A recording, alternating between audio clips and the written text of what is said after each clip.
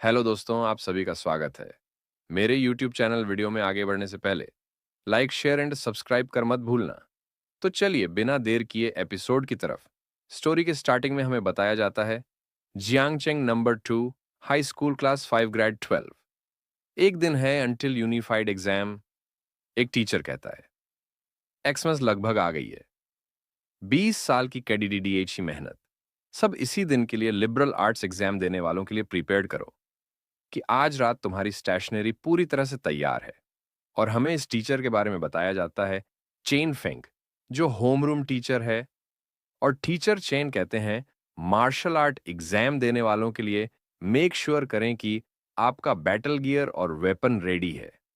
मैं एक बार फिर जोर देकर कहना चाहूंगा, मार्शल आर्ट एग्जाम में जान जाने का खतरा होता है। अगर आपका अवैकन एबिलिटी डी रैंक से नाइक है तो मैं आपको इसे इसे न देने की एडवाइस दूंगा।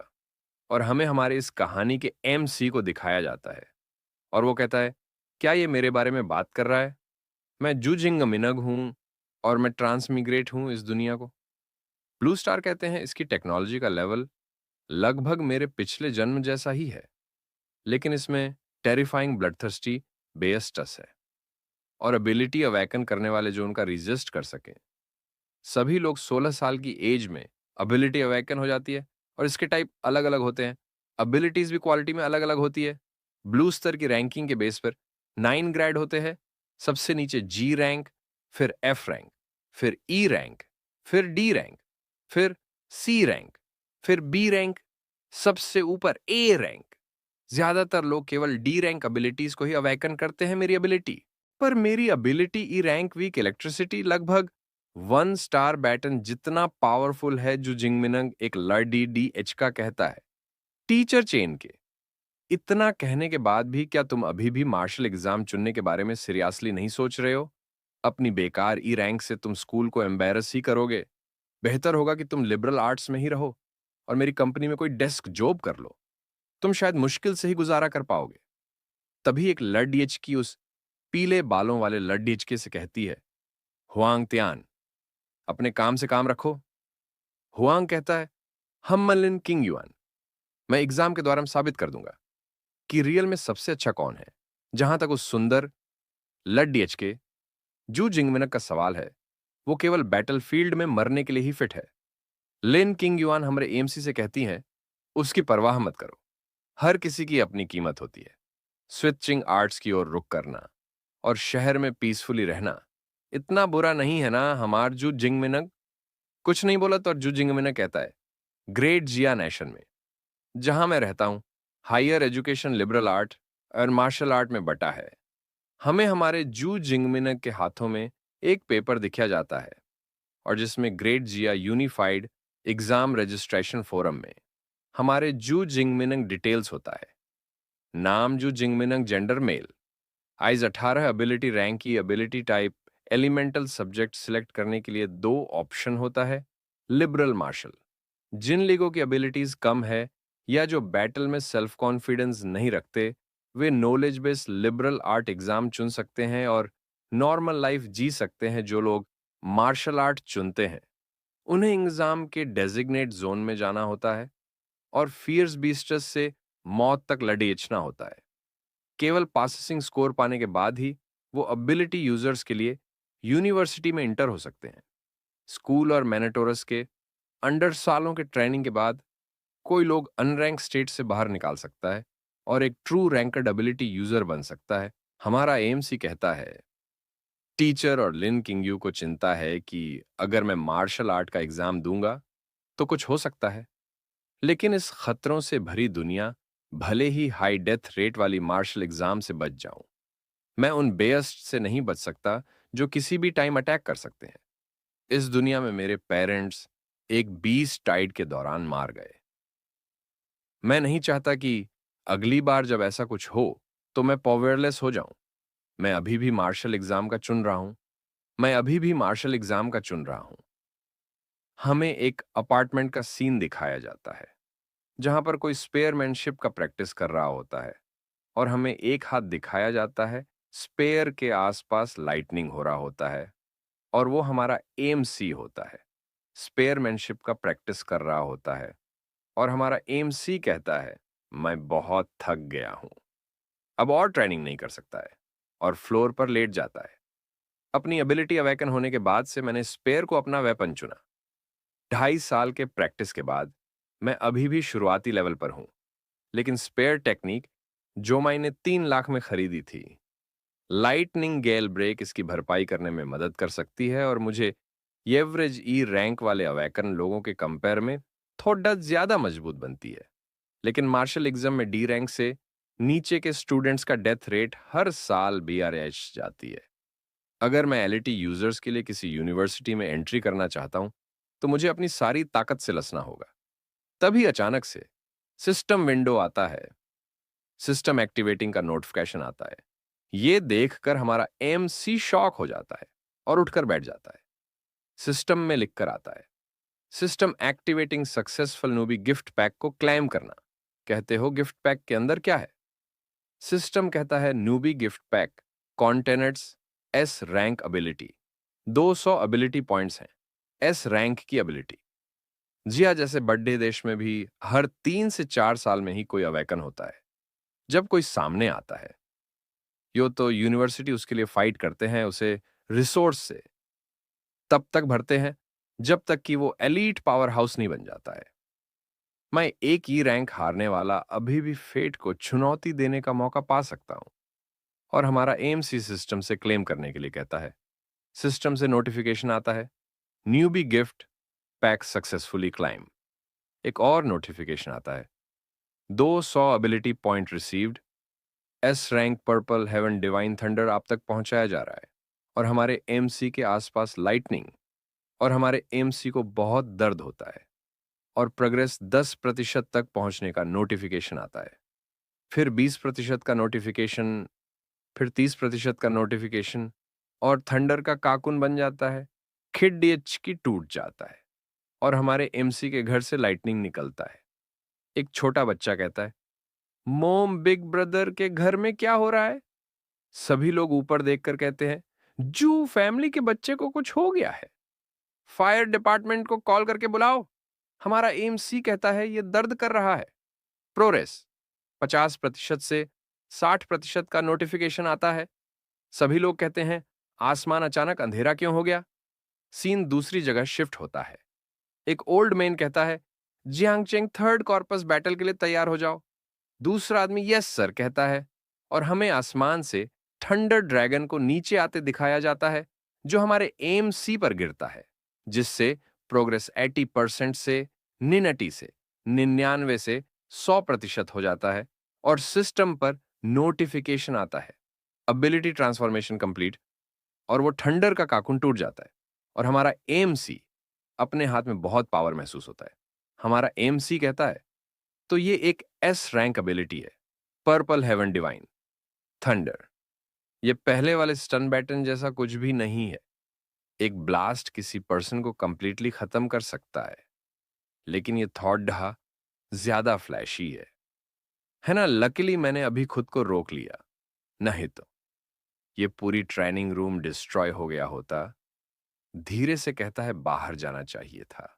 हमारा एमसी कहता है, ओके, नूबी गिफ्ट पैक में 200 एबिलिटी पॉइंट भी दिए गए हैं। ये किस लिए है? सिस्टम कहता है, बीस्ट को मारकर एबिलिटी पॉइंट अर्न किया जा सकता है। उन्हें लेवल अप करने और स्किल को अपग्रेड में स्पेंड करो। सिस्टम कहता है, आप सिस्टम पैनल में आप अपने पॉइंट एंड अपग्रेड ऑप्शन देख सकते हैं। हमारा एमसी स्माइल करते हुए कहता है, मुझे इस तरह का स्ट्रेट फॉरवर्ड चीटिंग पसंद है। Open system panel, name XU Jingming level awakener, unranked, a purple heaven divine thunder physique, 121 की mind, 140 hertz skills, spear beginner lightning, gale break beginner ability, point 200 exam. कल है, मुझे अपनी कॉम्बैट पावर को ज्यादा boost के लिए इन 200 पॉइंट को समझदारी से स्पेंड करना होगा। सिस्टम मेरे लिए पॉइंट ऐड करो। एबिलिटीज एसेंशियली ह्यूमन बॉडी और मन से ऑरिजिनेट होती है, इसलिए आओ सबसे पहले इन दो फंडामेंटल एट्रीब्यूट्स को मजबूत करें। और सिस्टम पर 1+ का नोटिफिकेशन से भर जाता है, लाइटनिंग एनर्जी से घिर जाता है। तो लाइफ एनर्जी और माइंड को एनहांस का एक्सपीरियंस ऐसा ही होता है और कुछ मूव करके देखता है। मेरा बेस स्टेट्स इंप्रूव्ड हो गए हैं। मेरी कॉम्बैट टेक्निक और एबिलिटी कंट्रोल दोनों में ही एनहांस्ड हो गया। दोनों बेस रेट्स में से प्रत्येक में 20 पॉइंट का एनहांस। इसका मतलब है ज एक एबिलिटी पॉइंट 0.2 लाइफ एनर्जी या 0.2 हार्ट्स के बराबर है फिजिक 141 विटलिटी माइंड 160 हार्ट्स।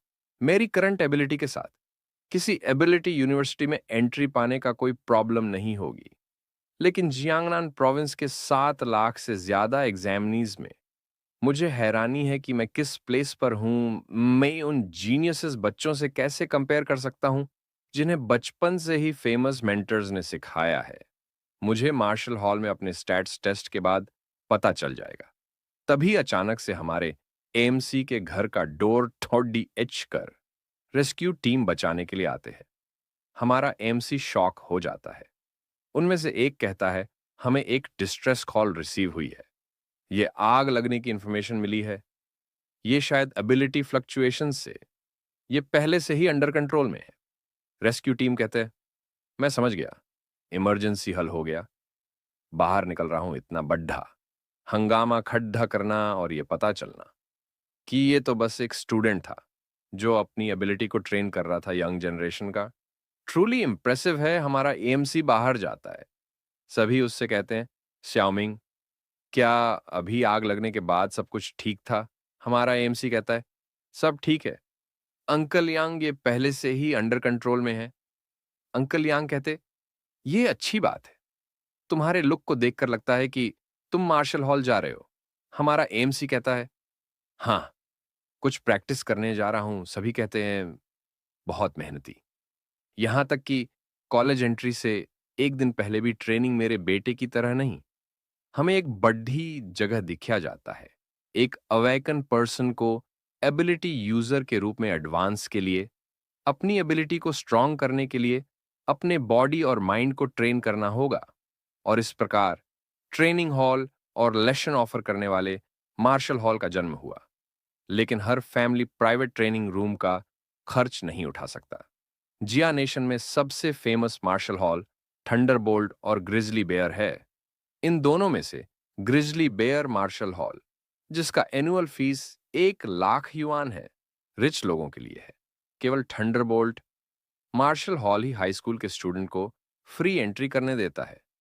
दो लोग बात कर रहे होते हैं, क्या ये नहीं है टैंग कीक्शु मिंगमिंग का कजन है? हमारा एएमसी कहता है, सिस्टर शी, तुम भी थंडरबोल्ट मार्शल हॉल में हो? टैंग ची कहती है, हाँ, बस फ्रेंड्स के साथ जा रही थी। टैंग ची की फ्रेंड हमारे एएमसी को देखकर ब्लश करने लगती है। हमारा एएमसी कहता है, मैं समझ गया, मैं आखिर में तुम्हें नहीं रोकूंगा, मैं ट्रेनिंग रूम जा रहा हूं। तांग मन में सोचती है, कुछ तो अजीब है जू, मिंगमिंग पहले से कुछ अलग दिख रहा है। टांगची की फ्रेंड कहती है, ये कौन है? ये तो बहुत ही हैंडसम है। टैंगची कहती है, वो मेरा कूसिन है। वो भी हमारे तरह 3rd ईयर का स्टूडेंट है। कल मार्शल एग्जाम दे रहा है। इतनी क्यूरियस क्यों है जाओया? क्या तुम्हें उस पर क्रश है? स्याओया कहती है, हाँ, ऐसे फेस के साथ, जब तक उसकी ताकत कमजोर नहीं है क्या? वो एक बॉयफ्रेंड के रूप में शो ऑफ के लिए ग्रेट नहीं होगा। टैंकी कहती है, तुमको डिसअपॉइंट करने से हेट है, लेकिन वो केवल एक ई रैंक एबिलिटी अवेकन किया है। जियाओया ये सुनकर पूरी तरह से शॉक हो जाती है। कहती है, सिर्फ ई रैंक? ये तो शर्म की बात है। टैंग की के बगल में काले बाल वाला कहता है, केवल ई रैंक एबिलिटी के साथ मार्शल एग्जाम देना, उसके करेज को एडमायर करनी होगी। टंकी को हम अब की कहेंगे? ची कहती है, हिम्मत एक चीज है, लेकिन जोखिम बहुत ज्यादा है। मैं तो चाहूंगी कि वो एग्जाम ही ना दे। शाओया की से कहती है, ठीक है, चलो छोड़ दो। क्या हम यहाँ थंडरबोल्ट मार्शल हॉल देखने नहीं आए थे? वो लोग बात करते हुए जाते हैं। ये सच है, मैंने हाई स्कूल के 3 साल ग्रिजली बेयर में बिताए है। ये फर्स्ट टाइम है। एग्जाम से पहले कुछ आराम करना मेंटली और फिजिकली हेल्थ के लिए अच्छा है। आओ, सीन हमारे जो मिंगमिंग पर शिफ्ट होता है। वो स्पेयर के साथ एक टारगेट के सामने होता है और कहता है, स्पेयर हल्का फील होता है, या शायद मेरा बॉडी और भी स्ट्रांग हो गया है, लेकिन कल होने वाली अनफाइड एग्जाम के कारण बेहतर वेपन खोजने का टाइम नहीं है। आओ देखें कि मेरी पीक पावर क्या है, बिना किसी एबिलिटी इनहैंस का यूज किए। अपने स्पेयर के स्टैंड में आकार सांस छोड़ देता है, अपनी पावर से अटैक करता है, जिससे और स्कोर 321 किलो होता है। और हमारा जू सोचता है ट्रेनिंग रूम बिगिनर ग्रेड की मेमोरी अलॉय से बना है। ये ऑटोमेटिक अपना डैमेज सीमा के भीतर रिसेट हो जाता है। बस मेरी फिजिकल स्ट्रेंथ पहले के कंपेयर में डबल हो गई है। एक नॉर्मल अवेकन पर्सन की सबसे स्ट्रांगेस्ट 100 किलो के आसपास होती है। अब आओ पर्पल हेवन डिवाइन थंडर को देखें, और हमारे एमसी की बैडास फॉर्म को दिखाया जाता है और थंडर से अटैक करता है, जिससे 3021 किलो स्कोर आता है। और हमारा जू कहता है जैसा कि एस रैंक से एक्सपेक्टेड की जाती है, वो पूरी तरह से ब्रेक हो गई। बैड फेस बनाकर कहता है और ये मेरी लिमिट भी नहीं है। Combine raw strength, ability enhancement और कॉम्बैट टेक्निक को मिलाए, यही मेरा ट्रम्प कार्ड है। और अपना फुल पावर रिलीज करके लाइटनिंग विंड का टारगेट पर अटैक करता है, जिससे टारगेट ब्रेक हो जाता है और एक खतरनाक शोक वेव रिलीज होता है, जिससे मैं हॉल में सब जगह शेक करने लगता है, जिसे लोग अर्थक्वेक समझते हैं। सेम फ्लोर पर क्यूआई और उसके फ्रेंड्स होते हैं। ब्लैक बालों वाला कहता है क्या ही पावरफुल एनर्जी का ओवरफ्लो है, ये डेफिनेटली एबिलिटी यूजर लेवल पर है। जियाओया कहती है क्या ये फ्लोर हाई स्कूल के स्टूडेंट्स के लिए रिसीव्ड नहीं है, लेकिन सभी सन की लोग जो एबिलिटी यूजर लेवल तक पहुंच गए थे, उन्हें ग्रिजल बेयर में ट्रेन किया गया था। ब्लैक बालों वाला कहता है क्या उनमें से कोई यहां है, या ये हाई स्कूल में से कोई नया एबिलिटी यूजर है। की कहती है चलो पता लगाए। एनर्जी फ्लक्चुएशन यही से आया था शाओमिंग को। देखो ब्लश कर रही है। की कहती है घर की ओर वापस हो रहा है। जू कहता है हाँ, मैं जल्दी कुछ और तैयारी करना चाहता हूं। ची कहती है ठीक है, कल होने वाली मार्शल एग्जाम के लिए गुड लक, लेकिन सेफ रहना मत भूलना। ब्लैक बालों वाला कहता है उसे भूल जाओ, एनर्जी की वेव डेफिनेटली यही से आई थी। की आई कहता ये जगह है। मोटा कहता है इसके बारे में कोई संदेह नहीं है। यहां क्या हो रहा है, पूरा रूम तोड़ डीच दिया है। ये वीडियो यही तक थी। वीडियो अगर अच्छी लगी हो तो लाइक शेयर एंड सब्सक्राइब करना मत भूलना। अगर इस वीडियो का नेक्स्ट पार्ट चाहिए तो कमेंट में नेक्स्ट पार्ट कमेंट करना मत भूलना। Thanks for watching. Bye bye. Hello दोस्तों, आप सभी का स्वागत है। मेरे यूट्यूब चैनल में वीडियो में आगे बढ़ने से पहले लाइक शेयर एंड सब्सक्राइब करना मत भूलना। तो उस एपिसोड की स्टार्टिंग वहीं से होती है जहां पर पिछला खत्म हुआ था। शाओया कहती है अरे, यहां तक कि मेमोरी अलॉय भी ब्लास्ट हो गई। ये अटैक कितना पावरफुल था।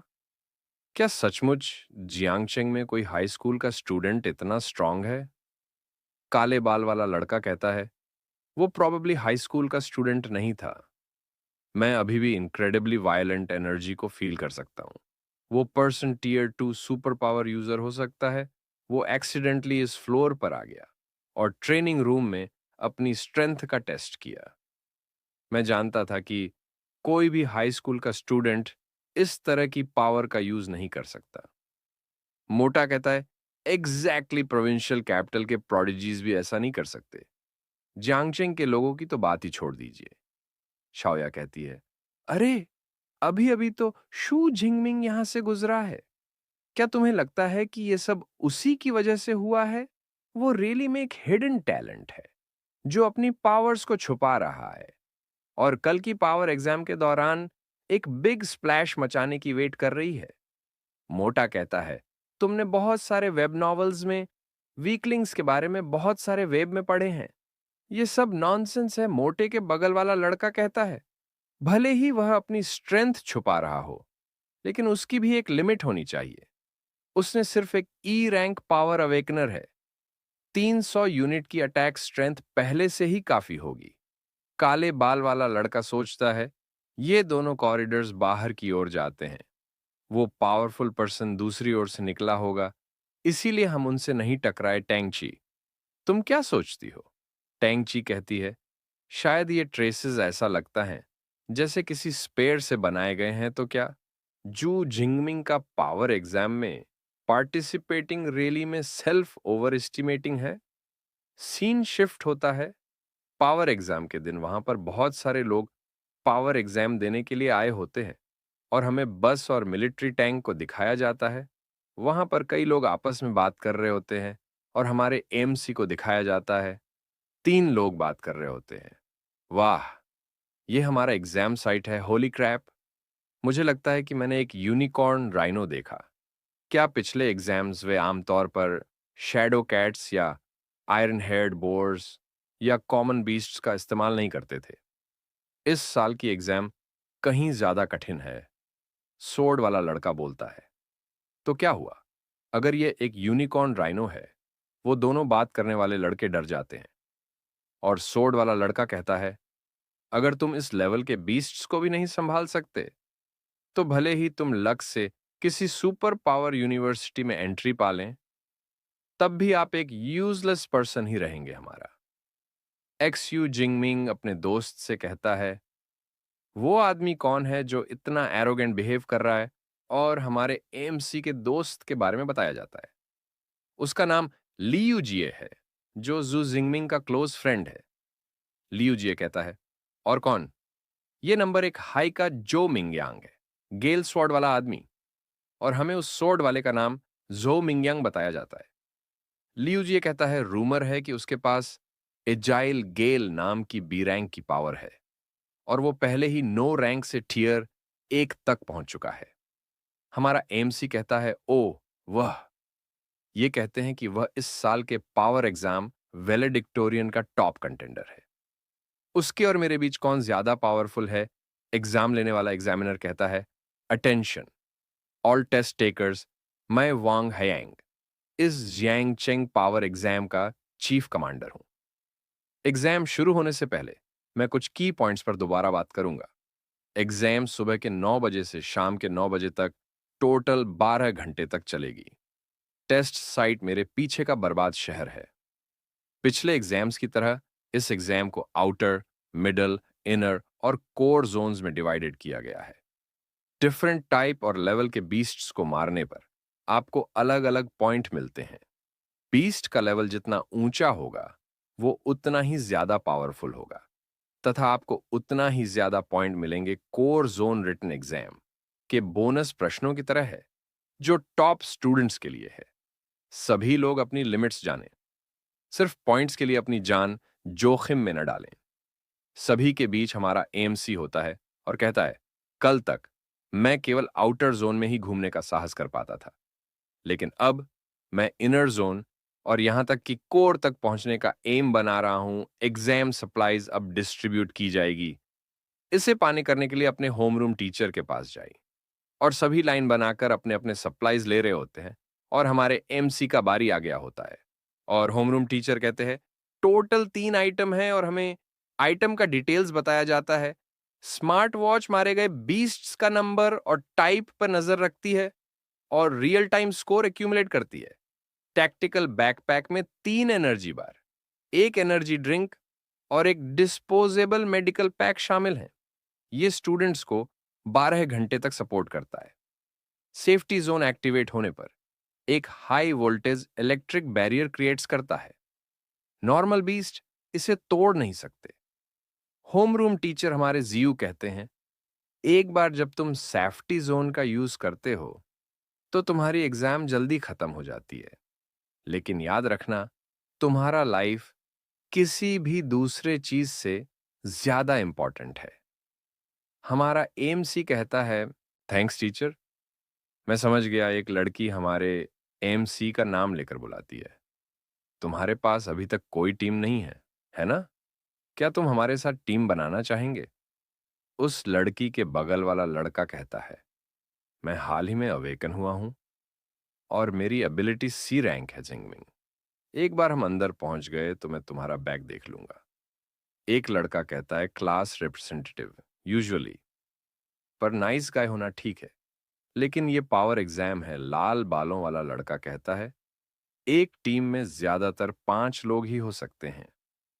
अगर हम उसे ले आएं, तो हम हाई स्कोर कैसे बना पाएंगे? काले बाल वाला कहता है, हम अग्री हो गए थे और अब आप एंड टाइम में पीछे हट रहे हैं। दो लोग आपस में बात कर रहे होते हैं। कौन जानता था कि वो रैली में एग्जाम में आएगा? मैं डेड वेट नहीं खींच रहा हूं हमारा।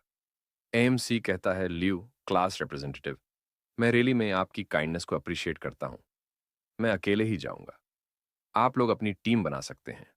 लड़की के बगल वाला लड़का कहता है, आर यू सीरियस? लड़की कहती है, क्या ऐसा है? ठीक है, तो बस सावधान रहना। लाल बालों वाला लड़का स्माइल करते हुए कहता है, कम से कम तुम समझदार तो हो। फाइट बालों वाला कहता है, चलो चलो हुआंग तियान के साथ टीम बनाते हैं, और वो सभी जाने लगते हैं और हमारा एएमसी को स्माइल करते हुए दिखाया जाता है और कहता है, तुम लोगों के बिना भी मैं अभी भी हाई स्कोर कर सकता हूं। एक अनाउंसमेंट होता है, जैंगचिंग्स 2037 नेशनल पावर एग्जाम ऑफिशियली शुरू होती है। टेस्ट साइट एक्टिवेट कैमरे और ड्रोन लाइव स्ट्रीम करना। एग्जाम ब्रॉडकास्ट शुरू। लेट्स गो सुनते ही सभी भागने लगते हैं। कोई कहता है, मेरा गोल जैंगनन सुपर पावर यूनिवर्सिटी है। कोई कहता है, इस बार मैं अपना नाम बनाऊंगा। Site candidates enter. सुनते ही सभी भागने लगते हैं। टैंकी और ब्राउन हेड लड़के को भागते देखते हैं और एक लड़की बड़ी सी सोर्ड लेकर भागते हुए देखते हैं। जो मिंगयांग को भागते हुए देखते हैं। ज्यू भी भागते हुए कहता है, यूनिफाइड पावर एग्जाम। मैं आ रहा हूं ज्यू। अपने स्मार्ट वॉच में क्लिक करता है। एक नोटिफिकेशन आता है, verification complete. Candidate is X U Jingming, senior year 3 class 5, Jiangcheng number 2 high school. Exam ID. सभी का स्कोर बोर्ड पर दिखाया जाता है। Field 149 live rankings. पहला, जो Minyang 7 points, Jiangcheng number 1 high. दूसरा, Lilan 5 points, Jiangcheng number 1 high school के तीसरे नंबर पर झाओ हु 4 अंक। और हमारा जू ये देखकर कहता है, जैसा कि नंबर 1 हाई स्कूल के टॉप स्टूडेंट से उम्मीद थी, वह पहले से ही बहुत तेजी से किल्स कर रहा है। अब मेरे लिए भी कदम उठाने का समय आ गया है और अपने हाथों को कसता है। सभी को भागते हुए दिखाया जाता है। आउटर जोन से कोर तक अभी भी काफी दूरी है, इसलिए आओ सीधे कोर जोन की ओर चलें। और हमारे एमसी को भागते हुए दिखाया जाता है। वो कुछ देखकर रुक जाता है। वहां पर एक लड़के की डेड बॉडी होती है, जिसे किसी बेस्ट ने मारा था। और हमारा एमसी कहता है, ये चोट सीरियस है। मेरे पास कुछ सेफ्टी सील्ड इस्तेमाल करने का टाइम भी नहीं था।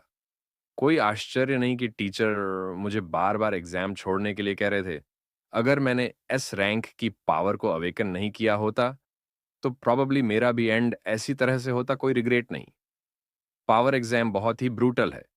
हमारा एमसी उस लड़के के स्मार्ट वॉच में लॉजिस्टिक्स टीम को कॉल करता है और कहता है, अपॉर्चुनिटी हमेशा जोखिम के साथ आता है।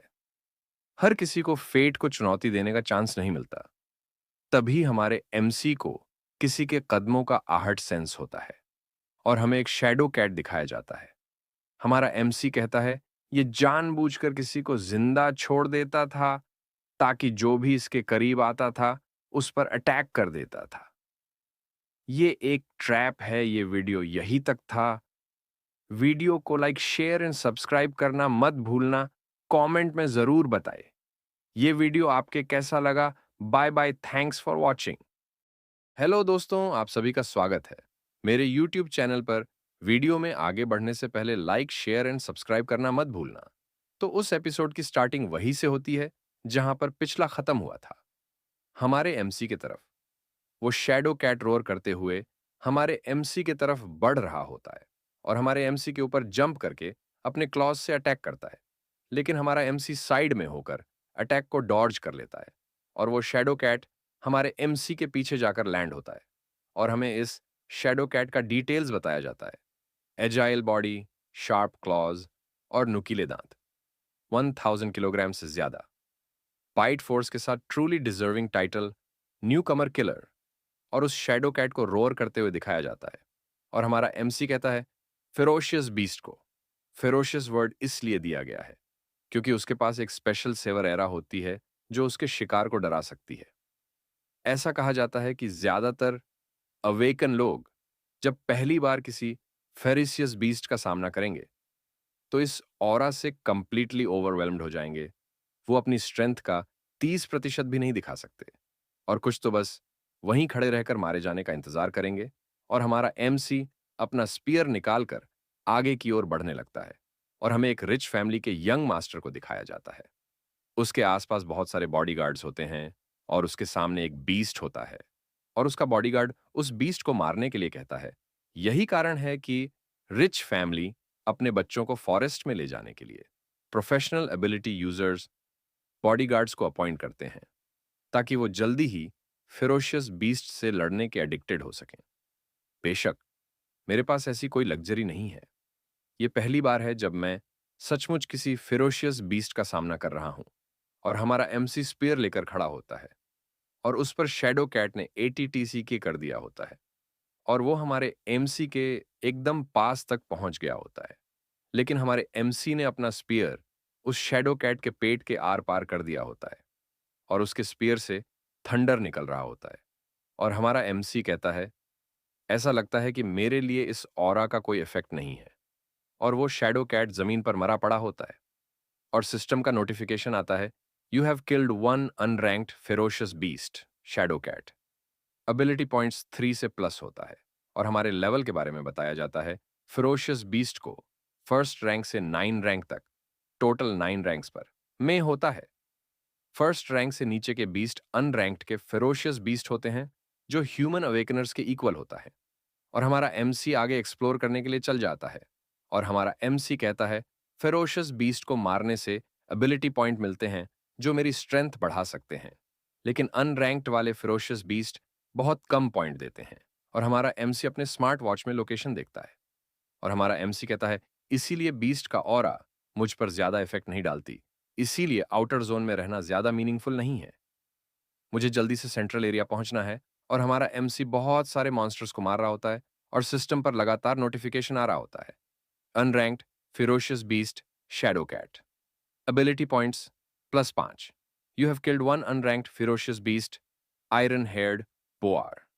Ability points +5। You have killed one unranked ferocious beast. Ability points +5। Ability points +3। Ability points +5। Ability points +6। और हमारे एमसी उन सभी को मारकर वहां से बाहर निकल आता है और हमारा एमसी कहता है, मैंने काफी एबिलिटी पॉइंट गेन कर लिया है लेकिन अब मेरे पास एक्चुअल कॉम्बैट एक्सपीरियंस की कमी है। पर्पल हेवन डिवाइन थंडर का यूज करके मैं अनरैंक वाले फेरोशियस बीस्ट को तुरंत मार सकता हूं लेकिन इससे मेरी स्ट्रेंथ में इफेक्टिव तरह से इंप्रूव नहीं होगा। इसके अलावा एबिलिटी का लेवल जितना ज्यादा होगा कंजम्पशन भी उतनी ही ज्यादा होगी। अगर मैं पर्पल हेवन डिवाइन थंडर को फुल पावर से छोड़ दूं तो मैं इसे 1 घंटे भी नहीं झेल पाऊंगा। इससे पहले मेरी ई रैंक की वीक इलेक्ट्रिसिटी 3 घंटे से ज्यादा टाइम तक चल सकती थी लेकिन मार्शल एग्जाम पूरे 12 घंटे चलती है। कोर एरिया में एंट्री करने से पहले मैं अपनी एबिलिटी वेस्ट नहीं कर सकता तो इस जर्नी के बाकी हिस्से में मैं इसी स्ट्रेटेजी पर काम करूंगा। एक्स्ट्रा कॉम्बैट एक्सपीरियंस पाने के लिए केवल फेरोशियस बीस्ट को मारने के लिए अपनी निशानेबाजी का यूज करूंगा और हमें एक यूनिकॉर्न राइनोसिरस को दिखाया जाता है जो हमारे एमएससी के पीछे पड़ गया होता है और उसके सामने जो कुछ भी आता है उसे तोड़ते हुए हमारे एमसी का पीछा कर रहा होता है और वो यूनिकॉर्न राइनोसिरस हमारे एमसी के एकदम सामने पहुंच गया होता लेकिन हमारा एमसी साइड में जंप करके बच जाता है और तुरंत उस पर स्पीयर से अटैक कर देता है और उस यूनिकॉर्न राइनोसिरस के सिर के आर पार के देता है अपना स्पीयर जिससे वो यूनिकॉर्न राइनोसिरस वहीं मर जाता है और हमारा एमसी कहता है, फेरोशियस बीस्ट को मारने की मेरी स्पीड पहले से कहीं ज्यादा तेज हो गई है, इसीलिए यहां तक कि यूनिकॉर्न राइनोसिरस भी कुछ खास नहीं है। क्या ऐसा हो सकता है कि मेरी निशानेबाजी अनजाने में ही खत्म हो गई हो? हमारा एमसी अपना स्टेटस पैनल खोलकर देखता है। Physique 141, vitality, spirit 160, skills marksmanship intermediate plus, lightning gale beginner plus, ability points 256। हमारा एमसी अपना स्टेटस देखकर कहता है, जैसे कि उम्मीद थी, मेरी मार्क्समैनशिप इंटरमीडिएट लेवल तक पहुंच गई है। इससे यह प्रूव होता है कि एक्चुअल कॉम्बैट में केवल इससे मार्क्समैनशिप पर निर्भर रहना ही मेरी स्ट्रेंथ का सबसे अच्छा तरीका है। इंटरमीडिएट लेवल की मार्क्समैनशिप के साथ मुझे पहले से ही ऐसा लगता है कि मैं जो चाहूं कर सकता हूं। अगर मैं अपनी मार्क्समैनशिप की क्षमता को और इंक्रीज करूं तो क्या होगा? और सिस्टम कुछ करता है मार्क्समैनशिप, इंटरमीडिएट प्लस, लाइटनिंग गेल बीक, बिगिनर प्लस, और हमारे एमसी के माइंड में नॉलेज बढ़ गया और हमारा एमसी कहता है एडवांस्ड मार्क्समैनशिप के लिए अमेजिंग काउंटलेस टेक्निक्स मेरे माइंड में फ्लडिंग हो रही है। मैं इसका यूज करने के लिए एक फर्स्ट रैंक के फेरोशियस बीस्ट को खोजने के लिए इंतजार नहीं कर सकता।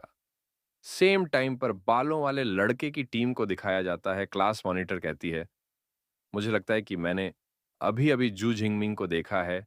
वाइट बालों वाला कहता है, क्लास मॉनिटर, आपने कुछ और चीजें देख रहे होंगे। ब्राउन बालों वाला कहता है, ये वह नहीं हो सकता। उसकी स्ट्रेंथ के साथ यहां आना सुइसाइड होगी। क्लास मॉनिटर कहता है, क्या मैंने सचमुच गलत देखा?